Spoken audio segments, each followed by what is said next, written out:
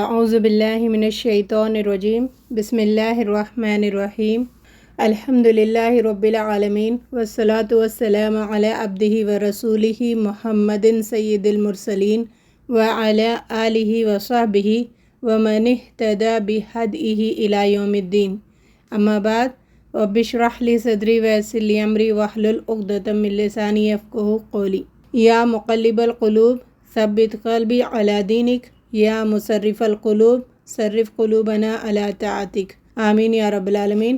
معزز سامعات اور راہ حق کے بہترین ساتھیوں، السلام علیکم ورحمۃ اللہ وبرکاتہ۔ قال اللہ تعالیٰ فی القرآن المبین احسب الناس ان یترکوا ان یقولوا آمنا وهم لا یفتنون ولقد فتنا الذین من قبلہم فلیعلمن اللہ الذین صدقوا وَلَيَعْلَمَنَّ الْكَاذِبِينَ۔ سورہ عنکبوت آیت نمبر 2 اور 3۔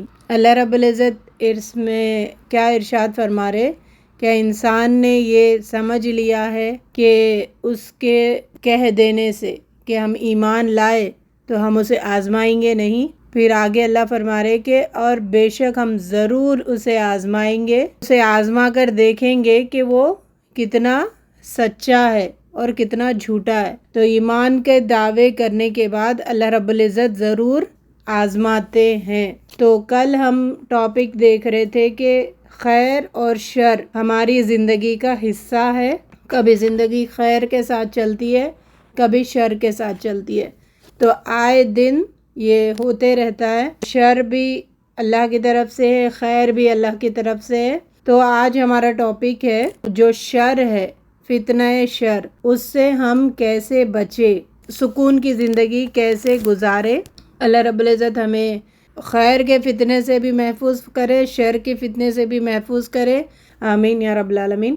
تو ہم دیکھتے ہیں وہ کون سی باتیں ہیں جس پر عمل کریں گے ہم تو ہماری دنیا اور آخرت میں سکون اور چین رہے گا۔ پہلی بات تو جب بھی مصیبت آتی ہے، شر آتا ہے زندگی میں، کوئی مشکل آتی ہے تو مومن کی زبان پر ایک جملہ نکلتا ہے، انا للہ و انا الیہ راجعون اللہم اجرنی فی مصیبتی و اخلف لی خیرا منہا۔ یقیناً ہم اللہ کے ہیں اور اسی کی طرف لوٹنے والے ہیں۔ اے اللہ مجھے میری مصیبت پر اجر دے اور مجھے اس سے بہتر بدلہ عطا فرما۔ تو شر کبھی بھی آئے، مصیبت آئے اپنی زندگی میں تو یہ جملہ کہنے سے مصیبت کا بہترین بدلہ عطا کریں گے۔ ام سلمہ سے روایت ہے، جب ان کے شوہر کا انتقال ہوا یہ دعا پڑھی تھی، انا للہ و انا الیہ راجعون اللہم اجرنی فی مصیبتی و اخلف لی خیرا منہا۔ تو ان کے شوہر کا انتقال ہوا تو انہوں نے سوچا کہ ابو سلمہ سے بہتر کون انسان ہو سکتا ہے۔ جب انہوں نے مصیبت پر ایک کلمہ کہا تو اللہ تعالیٰ نے ان کو اور بہترین شوہر عطا کیے، وہ کون ہے؟ نبی صلی اللہ علیہ وسلم۔ تو ابو سلمہ سے بہتر نبی صلی اللہ علیہ وسلم تھے۔ تو یعنی مصیبت پر فوراً ریاکشن یہ ہونا چاہیے، یہ جملہ کہنا چاہیے۔ تو یہ جملہ یاد کر لیں۔ کل ہم نے دیکھا تھا کہ مصیبت کے آنے کے 3 ذرائع ہوتے ہیں، 3 سورسز ہوتے ہیں۔ پہلا وہ اللہ کی طرف سے آزمائش یا عذاب کے طور پر آتی ہے، ما اصاب من مصیبت الا باذن اللہ، ہر چیز میں اللہ کی مرضی ہوتی ہے۔ بات یہ ہے کہ نیک جو ہے ان کی آزمائش الگ ہوتی ہے اور برے جو ہے ان کی آزمائش الگ ہوتی ہے۔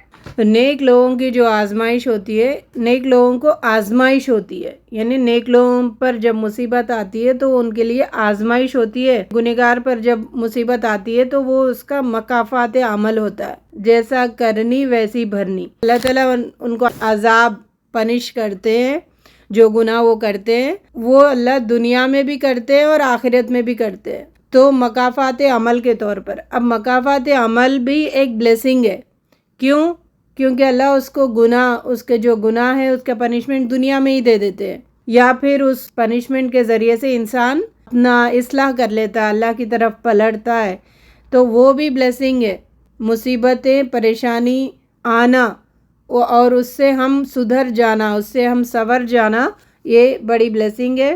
اور جن کو اللہ تعالیٰ آزمائش میں ڈالتا ہے، اس کا کانسیپٹ اسلام ہمیں کیا دیتا ہے کہ دنیا میں سب سے زیادہ جو مصیبتیں آئی، پریشانی آئی، وہ اللہ کے انبیاء تھے۔ اس کے بعد انبیاءوں کے بعد جو اللہ تعالیٰ کو بہت زیادہ پسند ہے، ان کو اللہ نے آزمائشوں میں ڈالا، انہیں صحابہ کرام یا ہر دور میں وہ لوگ جو اللہ کو بہت زیادہ پسند ہے انبیاءوں کے بعد اتنی آزمائش میں ڈالتے ہیں، پھر اس کے بعد انہیں ایسے درجوں میں جتنا اللہ کو پسند ہوتے اتنا اللہ تعالیٰ آزمائش میں ڈالتے ہیں تاکہ اس کو اور نکھارے۔ جتنا زیادہ ہم نیک ہے اور آزمائشیں آ رہی ہے، پریشانیاں آ رہی ہے، تو مطلب اللہ ہمیں پسند کرتا ہے، تو اللہ تعالیٰ ہمیں اور نکھارتا ہے، جیسے دھاتوں کو نکھارا جاتا ہے آگ میں تپا کر۔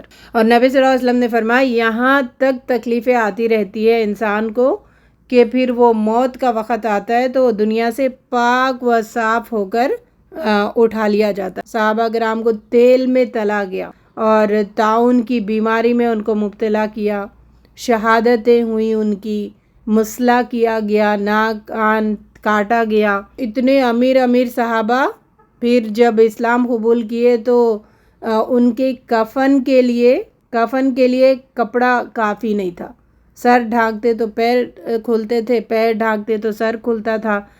تو حالانکہ وہ جب کفر کے زمانے میں تھے، اتنے امیر کے ایک دن جو کپڑا پہنتے تھے، ڈریس پہنتے تھے، دوسری دفعہ نہیں پہنتے تھے۔ آئیں گی آزمائشیں، ہوں گی نیک لوگوں کو، لیکن نیک لوگ صبر کا ٹھہراؤ ان کے اندر رہے گا جب بھی آزمائشیں آئیں گی۔ اور جو گنہگاروں پر آتی ہے تو وہ مکافات عمل ہوتا ہے، یا اللہ ان کو اس مصیبت کے ذریعے سے اپنے طرف پلٹاتا ہے، اس کو جگاتا ہے کہ بھئی تم گمراہی میں ہو، جاگ جاؤ۔ دوسری جو سورس ہوتا ہے مصیبتوں کا، جیسے کل ہم نے سمجھا ہے، آتی اللہ کی طرف سے ہے، ما اصاب من مصیبت الا باذن اللہ، آتی اللہ کی طرف سے ہے، لیکن ذریعہ لوگ بنتے ہیں، جن بنتے ہیں، کئی دنیا کی چیزیں بنتی ہے۔ ابھی بھی خود کا منہ کالا نہ کرے دوسروں کی آزمائشوں میں، ہم ذریعہ نہ بنے کسی کی مصیبت کے لیے، تو اس کے لیے ہمیں کانشیس ہونا بہت ضروری ہے۔ تیسرا سورس ہے خود کے ہاتھوں کا وبال، آتی اللہ کی طرف سے، لیکن یہاں پر ذریعہ کیا بن رہے؟ ہم خود بن رہے، ہمارے خود کے اعمال بن رہے، ہمارے خود کے گناہ بنتے ہیں جو مصیبت اور وبال ہم پر آنے کا سبب۔ بہرحال یہ 3 سورسز ہے۔ اب ہم دیکھتے ہیں کہ جب مصیبت آتی ہے تو فوراً ہمارا ریاکشن کیا ہونا چاہیے؟ پہلے تو اس مصیبت کو ایکسیپٹ کرنا، اس تکلیف کو ایکسیپٹ کرنا مینس ہاں یہ اللہ کی طرف سے ہے میرے لیے، اور اس میں میرے لیے بھلائی ہے، اللہ نے بھلائی رکھی ہے۔ ایکسیپٹنس ہونا بہت ضروری ہے۔ جو بھی مصیبت آتی ہے، جو بھی شر کی تقدیر ہوتی ہے، خیر کی تقدیر ہوتی ہے، دونوں کو بھی ایکسیپٹ کرنا۔ جیسے ہم خیر کو ایکسیپٹ کرتے نا، گھر میں پیسہ آ رہا ہے تو ایکسیپٹ کر رہے، خوش ہو رہے نا، اچھی چیزیں ہو رہی تو ہمارا دل مطمئن ہو رہا، ایکسیپٹنس ہو رہی۔ تو جو خیر میں ہم ایکسیپٹنس رکھتے ہیں نا، خیر کو قبول کرتے ہیں، خیر کو، تو اسی طریقے سے شر کو قبول کرنے کا بھی، شر کو ایکسیپٹ کرنے کا بھی جذبہ پیدا ہونا ضروری ہے۔ اسی کو اچھی بری تقدیر پر ایمان لانا کہتے ہیں نا۔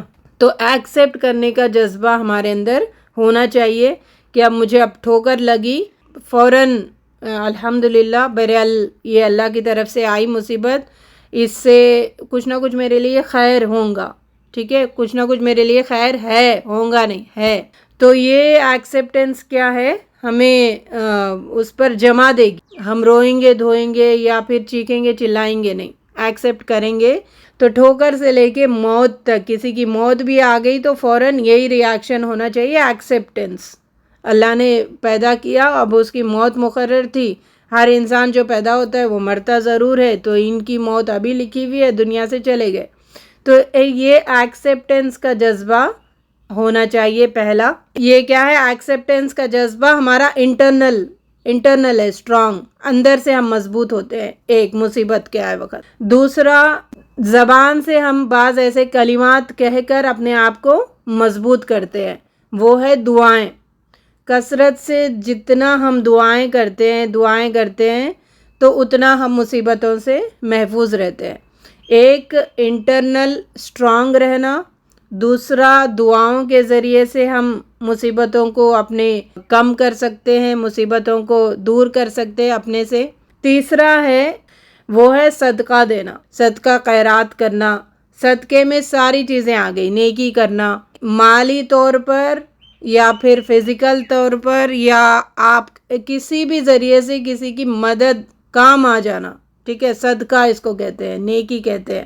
3 طریقے سے ہم مصیبتوں کو ٹال سکتے ہیں. ایک ہے اپنا انٹرنل اسٹرانگ کر کے، دوسرا دعاؤں کے ذریعے سے، تیسرا فزیکل کام کر کے. فزیکل مینس نیکی، صدقہ خیرات. ہم کیا کرتے ہیں، صدقے کو ہم نے کیا بنا کے رکھا ہے، مصیبت آنے کے بعد صدقہ کرو. نہیں، صدقہ ہمیشہ کرنا ہے، اور صدقہ مینس نیکی ہے، ہر وقت ان نیکیوں میں مبتلا ہونا ہے. اسی لیے منت کے کانسیپٹ کو انکریج نہیں کرتا اسلام. اس کے بارے میں تو حدیث میں آتا ہے کہ منتیں ایسی چیزیں ہیں جس سے بخیل کا مال نکلواتی ہے منتیں. تو منتوں کو انکریج نہیں کرتا اسلام، لیکن صدقے کو انکریج کرتا ہے. تو ہر وقت مصیبت آنے کے بعد ہی نہیں صدقہ کرنا، صدقہ تو ہر وقت کرتے رہنا ہے، چاہے مال کے ذریعے سے ہو، چاہے آپ فزیکلی کسی کے ہیلپ آ رہے، کسی کی راستے سے پتھر ہٹا دے رہے، کسی کے کام آ جا رہے، کسی کا بوجھ اٹھا دے رہے. تو یہ ایسی نیکیاں ہیں جس سے انسان بلاؤں سے دور رہتا ہے.